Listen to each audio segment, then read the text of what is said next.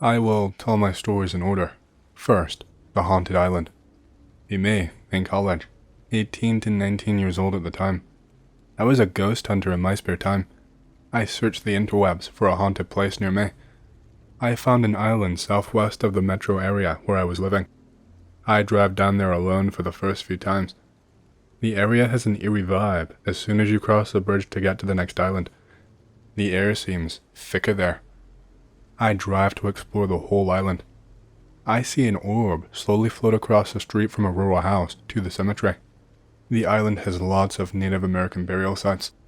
I do an EVP session and get what sounds like a woman's scream. I didn't react to it in person, it only showed up on tape. Nearly every time I enter the island, I get tailgated by a white truck. I'm guessing the truck isn't a phantom truck, but belongs to a local trying to keep people out. Still, it was very menacing. I pulled to the side of the road once to let him pass, but he also pulled to the side of the road and stayed there until I left. This is just the tip of the iceberg of that place.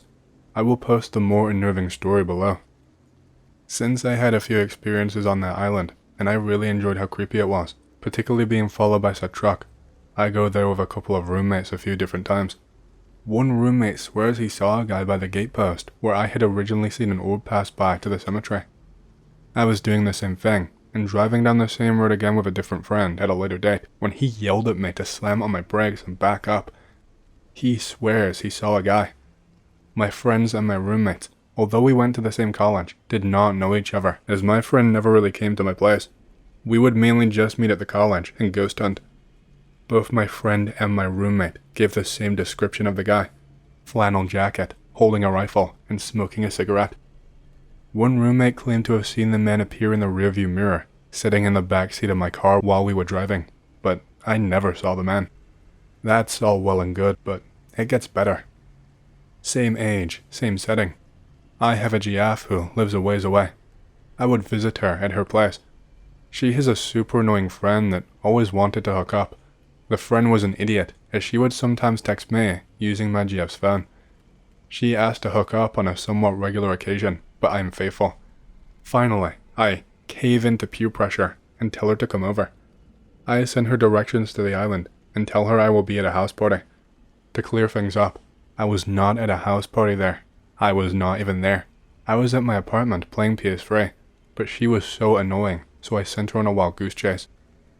This gonna be good. I am enjoying my evening and not hearing from her at all. She was so dumb that she did not bother to save my number from my GF's phone. Hours go by, and I'm playing some WWE game. Get text from GF. Hey Anon, what happened to friend? Tell her I don't know what she's talking about. Say she saw our text. I top cack because idiot friend is not even trying to be discreet and deleting texts. I admit to GF that I sent her stupid friend on a wild goose chase and told her to meet me at a party. GF says she's worried about her friend. Gee, I wonder why. GF does not know I ghost hunt. GF does not know stories about the island that I sent her to. GF says her idiot friend is spooked beyond repair and forwards me some texts. Texts start off as expected. First, inquiring my GF where I could be, then eventually getting pissed upon realization that I sent her on a goose chase. The texts take a dark turn. Oh shit, I see something. Text GF forwarded me from idiot friend goes on to state that as she was searching for me, she sees someone. She sees a man in a flannel jacket, holding a rifle and smoking a cigarette. Goosebumps. She nopes the fuck out of there at the sight of that guy. Texts go on to say that she's not even driving back home, that she is going straight to her aunt and uncle who live closer. Text says she kept seeing the man in her rearview mirror, sometimes standing in the middle of the road behind her, sometimes in her back seat. This occurred all the way from the island to her aunt and uncle's place. My face when I sent this annoying friend on a wild goose chase, and she got followed by the same ghost my friend and roommates both saw on differing occasions. And lastly, here is my third and final story. This is my account of being stalked by a paranormal entity. Be me, age 14/15 when this happened. My family and I moved into a house my parents had built on an old cattle pasture in the country, near an Ojibwe Native American reservation. The house is very nice, and my parents are pleased with the contractor, despite some scheduling setbacks. I am excited about the new house and my room, which was colored baby blue and was littered with Coca-Cola and 50s memorabilia. It was pure Americana and I loved it. I noticed though, within the first month or so, that the air at night has a strange vibe. I feel as though I was being watched, particularly when I went downstairs to the kitchen for a glass of water. Over the course of this time, I began to feel a presence, not knowing exactly what it is. These odd feelings are what inspired me to start watching stupid shows about the paranormal, such as Ghost Hunters and A Haunting. I have always believed in ghosts, as I have had encounters with them from a very young age, but they were very sporadic. The feeling keeps growing, and now I'm getting these dark images of some creature flashed to me in my mind. I was sometimes fearful to even close my eyes in case more images would come my way. I feel the presence again. I feel the creature is near, so I look out my bedroom window and saw something standing on two legs, but hunched over, almost the size of a bear, with broad shoulders, a tail, and horns like that of a ram. The creature walked slowly on two legs, but would run on all fours, like a gorilla. I knew that was the thing that had been watching me. It looked up at me as I peeked through the window. Our eyes met, and I will never forget what they looked like. Its eyes were pitch black like the night, but it had red irises mixed with a bit of yellow. It had a very commanding presence. It wasn't like any other animal. I hid in my bed at night, keeping my shades and curtains closed. I asked my parents if they ever feel uneasy or feel watched in the house. No, none. Why? No reason. Sometimes I just feel uneasy. It's probably just me getting used to the new surroundings. I get a job at a grocery store right before I turn 16, and I make friends with my coworkers right away, despite going to a different school than most of them. I became good friends with S, a girl, and N, a guy, who dated each other that I met through E, who went to my school and helped me get the job, along with his mother who also worked at the store. The store itself had some odd happenings after one of the cashiers died, but that is a story for another time. The stalking continued, as even if I were at work, I would get flashes in my mind. They were not only of the creature, but of what it saw both in real time and in past times. It would send me rather innocuous things like my friends riding on their bus after school. I bought my own car and drove everywhere after I was 16, but even that was still creepy, because why was the damn thing showing me this, and why was it watching my friends? S and I get to talking about paranormal junk, as I think she watched Ghost Hunters and was vaguely interested in that stuff, but I refrained from telling her about what's going on in my life, at least at first. She and I were texting one night when I was watching TV. If I remember right, it was ECW, followed by a rerun of Ghost Hunters on Sci-Fi. We get to talking about the paranormal again. I finally muster up the courage to mention to her that I have been feeling watched, and then describe what it is that I've been seeing. She says that sounded like the thing that she saw as a kid, that would occasionally spook her horses. I then get more mental images of an abandoned house not far away from me, images of the land around it, the exterior and interior of the house, which appeared to be left a mess. I describe the house and land, and the location of it when the images come. She was shocked, as that was the house that she grew up in, and then believed what I was experiencing was legitimate.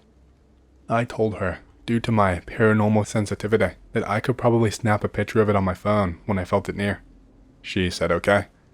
I knew the thing would like to pace around the upstairs hallway near my bedroom and the rec room, which was right across the hall from my bedroom, and was where I was watching TV.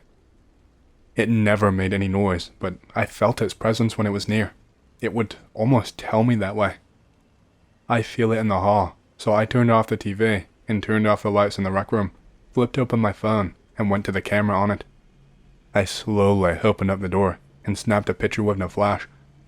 I looked at my phone to see the picture, and what I captured only made me even more sure of the things that I was experiencing. I sent her the picture, and I asked her what she sees. She was frightened as she saw what I did. 2 black eyes with red and yellow irises. Shortly after that night, maybe a day or two after when I did not have to work, I decided to drive to that house during the middle of the day, as I knew exactly where it was. Before I bought my car, my school bus would always drive past it. It always gave me the creeps, and I did not want to get spooked by the thing at night. I drove from driveway on a dead-end road and turned left where the gravel road came to a T, and right at the next T. This was it. The pasture in that old house would be right beyond the abandoned, beat-up-looking barn and trees. I had every intention of parking my car in the driveway and checking out the inside of the house to see if whatever had been tormenting me had left some clues inside the house. My stomach dropped as I made my way past the trees and saw a man standing in the open pasture. There were no cars in the driveway, and I knew that house was abandoned, but there he was, a man dressed in black standing in the middle of the pasture near the stable where the horses would have been kept. He was staring at me, grinning. I slowed the car down, in mid-panic, and looked closer at him. He was wearing a black hat, a black duster, a black vest, a black belt, a white shirt, a black bolo tie, black trousers, and black boots. Our eyes met, the same eyes I had seen before. They were black and had red irises with a touch of yellow. He kept his eyes locked on me, and his unnatural smile, which bore his crooked, almost fang-like teeth, sent shivers down my spine. It wasn't the fact that I was startled at the sight of the man, but that he was so out of place in every aspect of the word. I sped off, not wanting to see that thing anymore. The man and beast were not translucent, as if they were ghosts, but were just as any normal living thing. The stalking happened for years, sending me images of itself, what it was seeing, and what it has seen in the past. It showed me the land my family lived on before there were houses, when only animals called it home, even before the tribes settled in the area. When I moved up for college, the stalking happened less. I would hear from it less as I was gone, but it would still occasionally speak in its way to me. I never felt threatened exactly, but fearful of the unknown. It didn't seem friendly, but it didn't seem as a foe either. Eventually, during college, it stopped stalking me. Years later, I am on X, maybe 2 years ago. I start a new thread and share the experiences I had about the creature, without mentioning where I lived. One X-file suggested that it sounded like Mishipeshu, which finds its home in the Great Lakes region and is associated with Ojibwe tribes. The X-file said it may have been warning me about some environmental shit that it may have wanted me to bring awareness to. This caught me off guard, as I was living in Minnesota, just outside of an Ojibwe reservation. I googled Mishipeshu and see drawings which don't look all that close to what I saw, until I saw pic related from the show Grimm, which, although it is not 100% accurate, is very damn close. I still feel it around if I stay the night at my parents' house, but rarely during a day trip. And that's all I've got.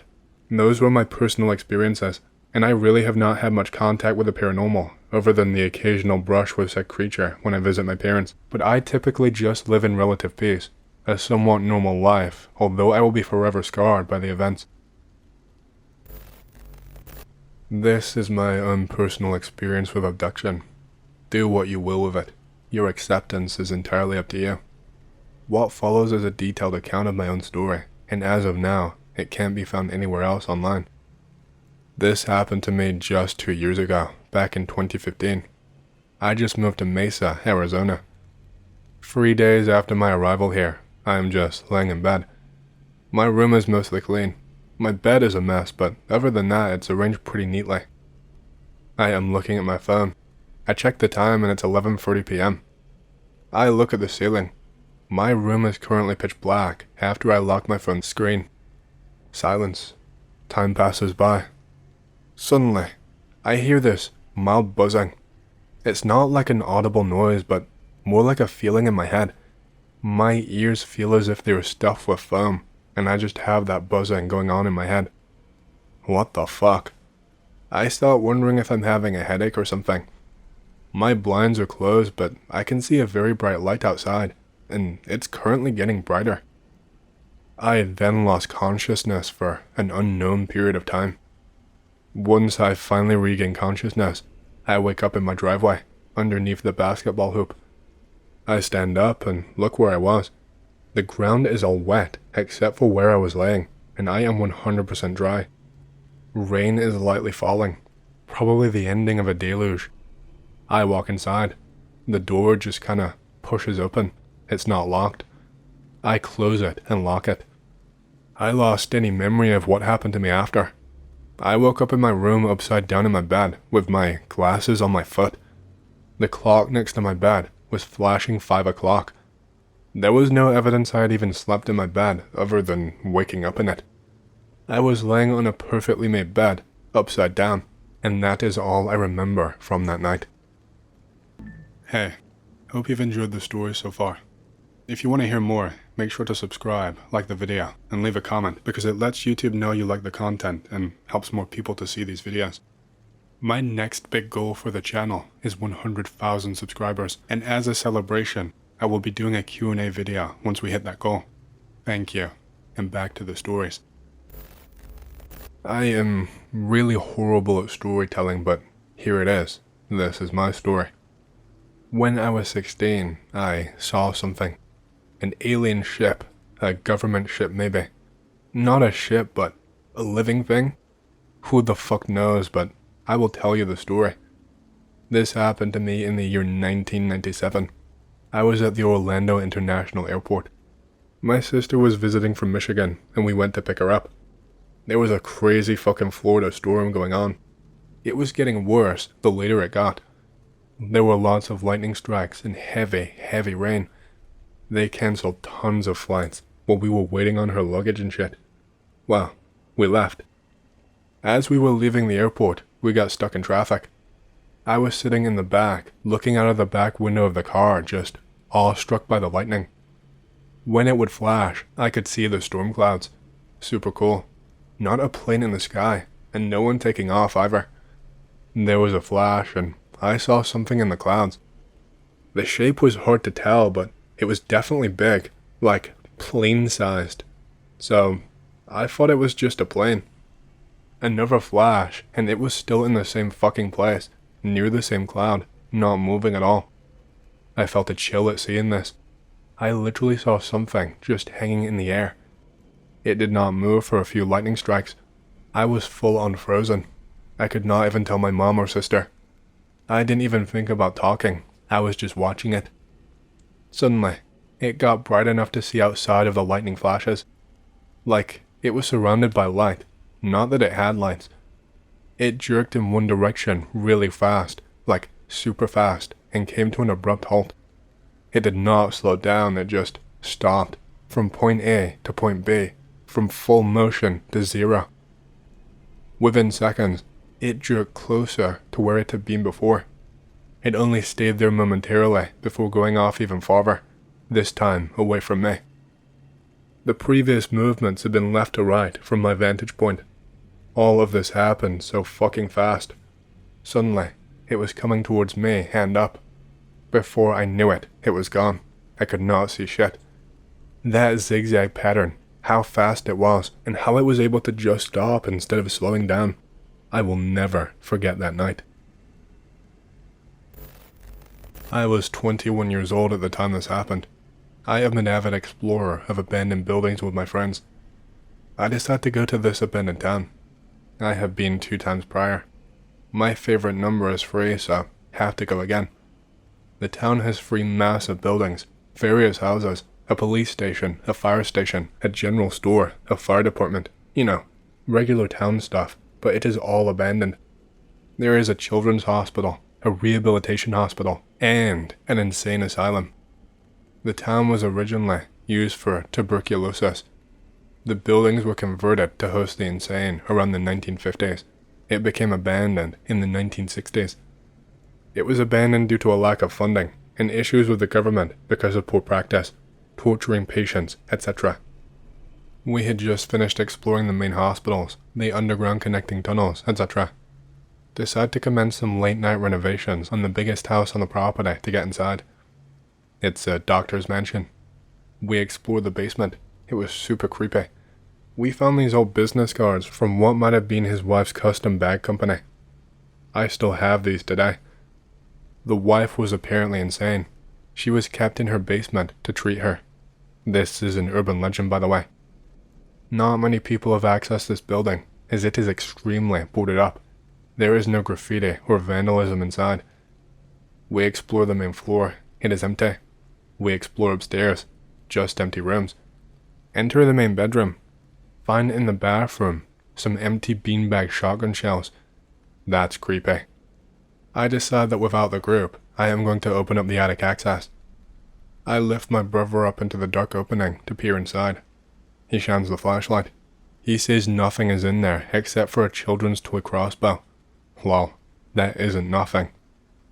Everyone decides to leave except for me and my friend. Let's call him Noah. We look at each other and say, that can't be the only thing in the attic. I decide to boost Noah up for another look. Before we can even get close, the master bedroom door slams at the speed of light. Loud noise, dust everywhere. All windows closed upstairs and boarded up. We get the fuck out of there as fast as we can. Jump out of the mid-second story window that we access from. We run. We never come back. I turned 24 years old a week ago. I live in Belgium. It happened something like 4 or 5 years from now. I have a bad memory, so I can't exactly remember. May looks cliche, but I have no reason to lie here. Where a lot of fellas are role-playing. Usually good reads, by the way. Anyway, got me a camera for Christmas. I decided to take some pictures at night because of the nice atmosphere and for training myself to take photos. Might be weird, but I have an aesthetic feeling for streetlights. I was living at my parents' house in a village, so I walk, rediscovering this village by night. I walked for a long time. I arrived at the cemetery. Here is the cliché. Everything is silent. I did not see anyone, not even cars. There were barely some light in windows. It was light. I decided to go for a look. There is a pretty wide central alley and graves on each side. At the end of the alley, there is that building. Don't remember if it's a mausoleum or something else, but I think it's a mausoleum. There are graves and gravestones on both sides of the mausoleum.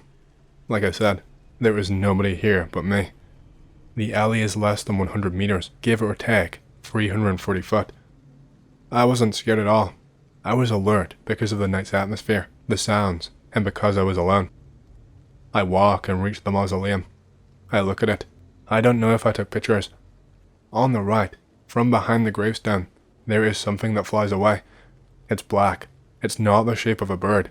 It's silent and way too quick to be a bird. It's large and looks more like a veil. It just flew away until I could not see it anymore. It was not a bird. I was not at ease. I left the cemetery by checking behind my shoulder almost every footstep. I don't remember if I took pictures.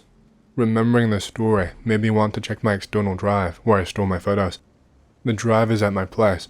I am currently visiting my parents. I don't know when I'll be back. Less than 1 week, I guess. Me and my 2 brothers. We were all in our early 20s when this happened, which was about 5 years ago. We decided to take the ATVs out in the woods for a few nights of camping, hunting, and just general gun stuff. Our grandfather owns a farm that backs up to the mountains. It's mostly private property there, so no hikers or recreationalists. No one patrols the area, so we do whatever the fuck we want up there. The first night out, we come across a huge, abandoned brick building. There are collapsed walls and no roof. It looks really unsafe. We decide to make camp outside.